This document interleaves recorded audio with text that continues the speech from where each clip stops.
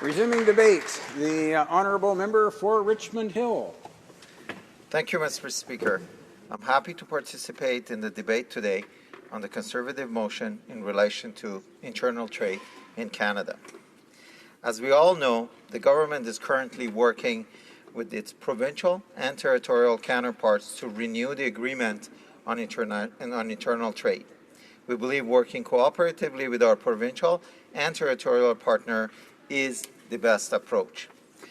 We also respect the jurisdictional of the provinces and territories and want to work with them to bring down provincial and territorial trade barriers. The motion presented proposes an antagonistic approach that is inconsistent with the collaboration needed to make meaningful progress with the internal trade, and as such, I oppose it. My object today is to highlight important federal actions that are helping to foster a more competitive environment for businesses, including small business and entrepreneurs across Canada. And I'll tie in at the end. Let me provide an overview of several key initiatives that are advancing entrepreneurship and fostering internal trade. These actions are informed by commitment to our consult broadly with stakeholders and businesses in order to strengthen our platform for innovative, inclusive growth. It is no secret that one of the important ways for Canadian businesses to improve competitiveness, productivity, and innovation is by enhancing trade within Canada. The Canadian market provides valuable opportunities for growth and accounts for almost $400 billion in annual trade per year. Canada businesses have noted a number of areas where firms and entrepreneurs are held back by internal trade barriers. For example, the Canadian Federation of Independent Business conducted a survey of over 6,000 of its members and identified many interprovincial obstacles such as regulatory differences and burdensome and duplicative paperwork and permit requirements. These obstacles can significantly impair the ability of its members to expand across borders. In order to address such issues, the CFIB and other prominent business groups developed a far-reaching vision paper to help inform government priorities for renewing the agreement on the internal trade. The vision paper advanced several principles. For example, it should be easy to trade with another province or territory as with other countries. All businesses should have open access to all markets within Canada.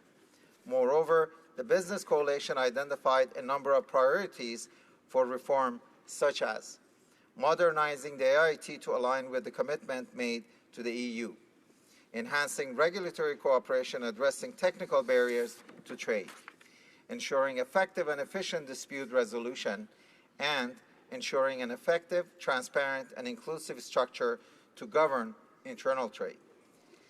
It emphasized that regulatory and administrative barriers are the most prominent barriers to trade for small and medium-sized entrepreneurs. It also highlighted that past incremental efforts to improve internal trade have often not focused on the need of the SMEs. We are very mindful of the views of the business community, and the overall message we've heard is that now is the time for strong, collaborative action by all governments to work together to renegotiate the AIT. We are very committed to advancing and finalizing those ongoing collaborative negotiations. As Minister of Innovation attested, there is goodwill and commitment on the part of federal government and our province and territorial partners to get this job done. We need to continue in this positive manner and work to signing an eventual agreement. The timing for this motion could not be wrong. We are also committed to acting as the federal government to make it easier for entrepreneurs and growing firms to do business across Canada. For example, small businesses and entrepreneurs regularly cite BizPal as an effective and efficient service for navigating jurisdictional differences on government permits and license activities for federal, provincial, territorial, and municipal governments. While BizPal's users are currently able to obtain the kinds of business registration form required to operate in various jurisdictions, they are not able to acquire information on associated regulation, such as provincial regulation related to goods and services. The federal government continues to work with willing jurisdictions throughout initiatives such as BizPal to explore ways to make it easier for Canadian businesses to operate anywhere across the country. Another area identified by the business is the need to reduce differences across Canada in corporate registration and reporting requirements. In Canada, when a business is incorporated, it must generally register and report in each province and territory in which it carries on or intends to carry on business. Our government is working collaboratively with provinces and territories to explore the feasibility of electronically connecting federal, provincial, territorial corporate registration systems. Such an approach presents an opportunity to help reduce the burden faced by businesses in the areas of multi-jurisdiction searches, registration, and reporting. This could potentially make it easier to find information on whether a firm with the same name has been incorporated elsewhere and eliminate duplicate requirement across borders. The government is also committed to broadening the use of business number as a common business identifier among federal departments. Broader use of business number will allow the federal government to cut red tape and expand electronic services for all businesses. For example, the business number could eventually allow a business dealing with the federal government to register one to be eligible to access a range of federal programs and services for businesses instead of having to register separately under each federal service or program. This would make it simpler for businesses to interact with government anywhere in Canada. Such actions will further foster domestic trade, given that many provinces are already using the business number and are expanding the range of provincial programs that they are connected. Finally, our government is working to better quantify the extent of existing trade barriers and determine their economic impact. Such information is notoriously hard to assemble, calculate, and validate. However, we are taking a major step by building a comprehensive internal trade barrier index to catalog barriers to internal trade.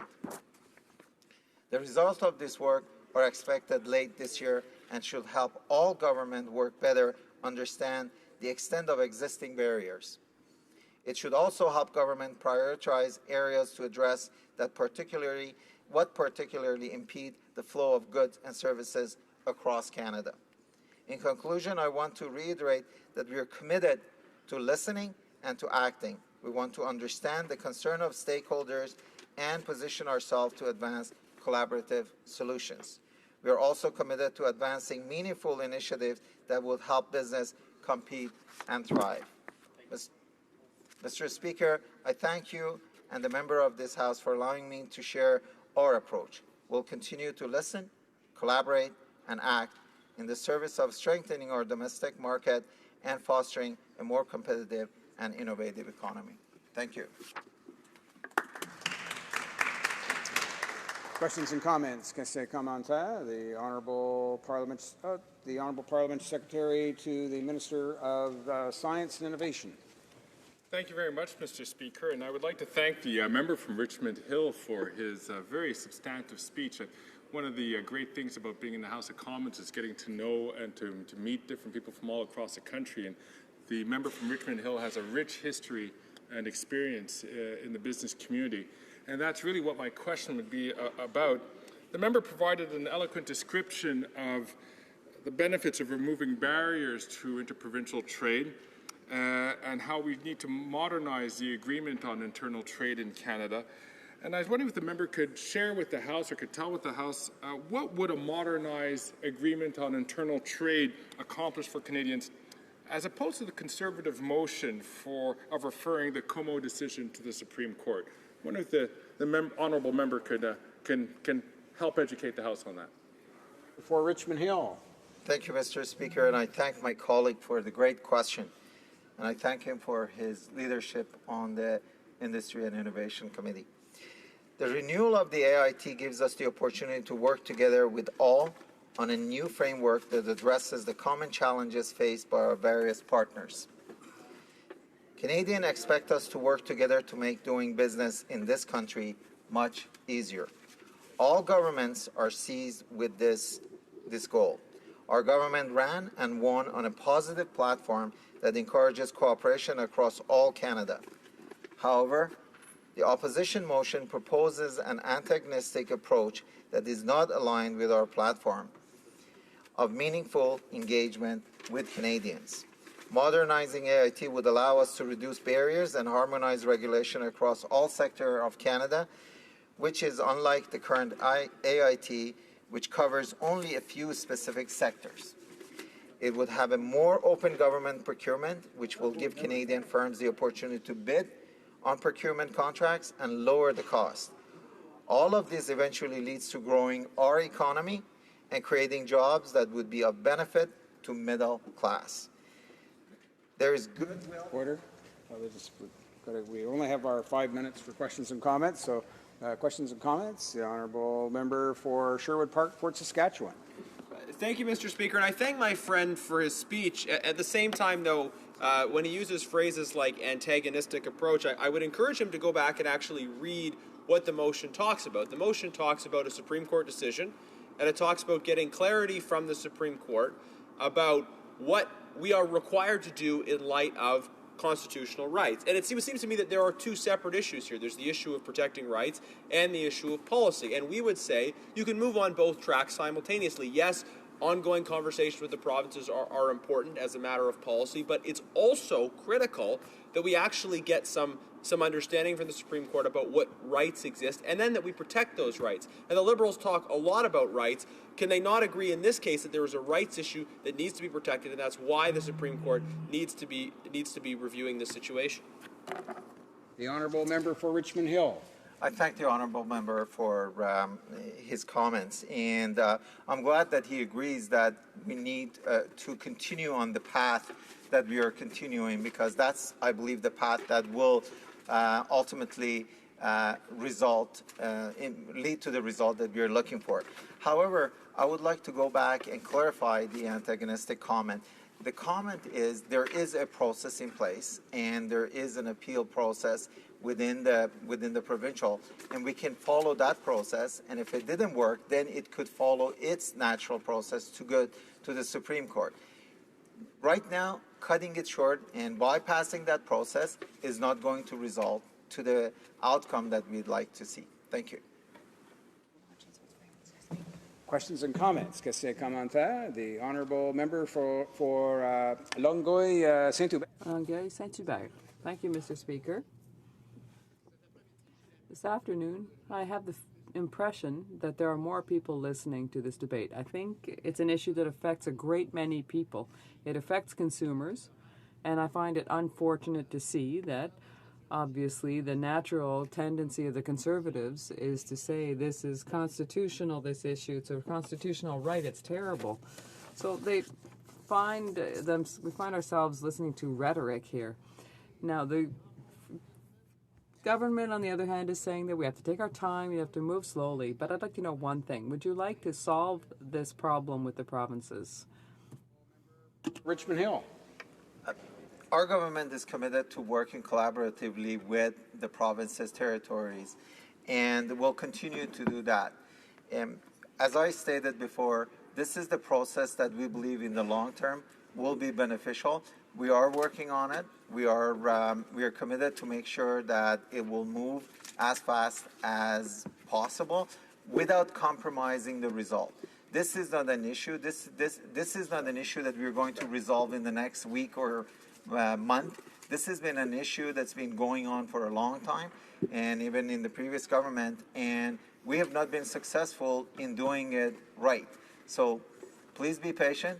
The process is the right process. The participants are all at the table, and we're working on it. And I believe it will result to a positive outcome. Thank you.